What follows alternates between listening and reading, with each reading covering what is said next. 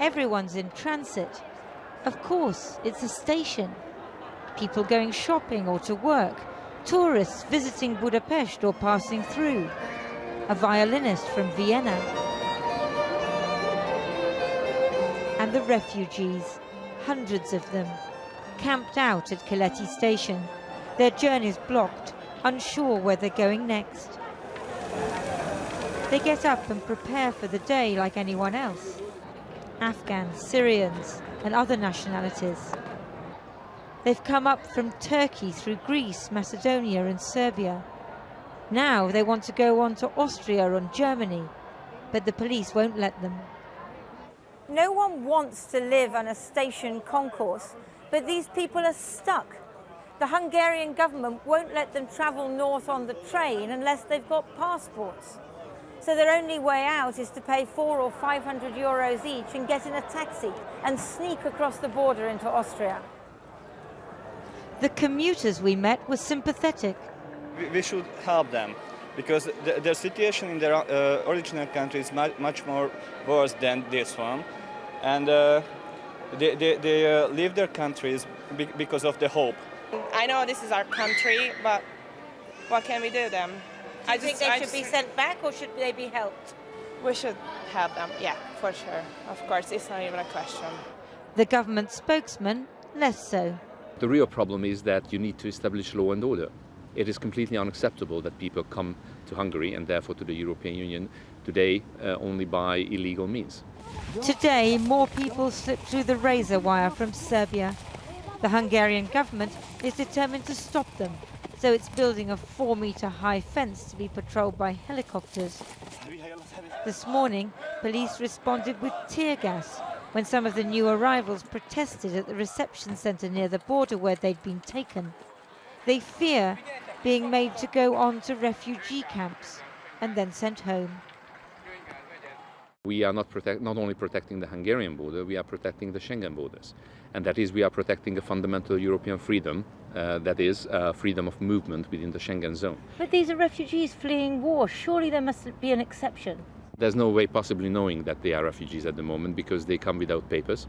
The real problem is that this is the name of the business, that they throw away their papers because they know exactly that the lack of identity is giving them a temporary security in terms of being taken into the refugee system. The people at the station know that under EU rules they must apply for asylum in the first country of entry. But they don't want to stay in Greece or here in Hungary.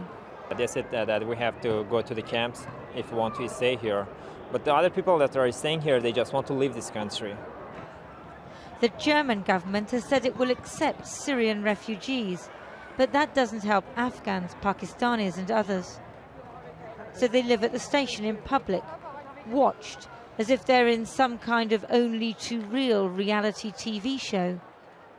Maybe there's some comfort in random acts of kindness from passers-by. What do you feel seeing these people?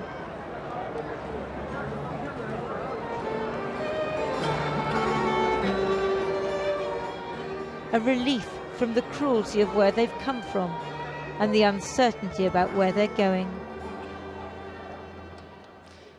So, Lindsay, how's the Hungarian government likely to react to the many more thousands expected to arrive this week? Well, next week the Hungarian parliament is going to debate sending the military down to the border with Serbia. So that's a pretty hard response.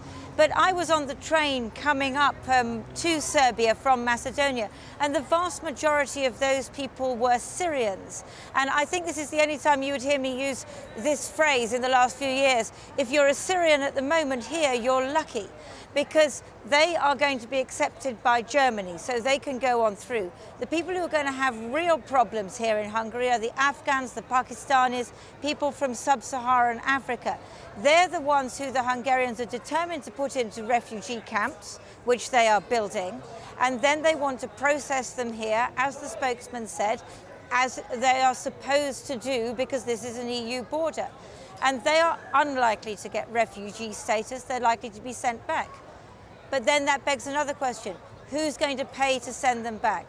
That's another issue which is bothering the Hungarian government. They say, Western European countries, richer countries, are not paying their fair share, and our taxpayers can't afford it. And do the refugees understand why Europe is so hostile? I think some of them do. I was talking to a young Afghan man earlier and he wanted to come to Britain. I said, look, Britain is a small island. He said, yes, I understand that, I know that. But they have this in their head, Germany is the place to go, because many of them have relatives there. And even those who aren't fleeing an actual hot war, they're fleeing poverty and unemployment. They have that ancient human desire for a better life, and that's why they're coming. That overrides everything.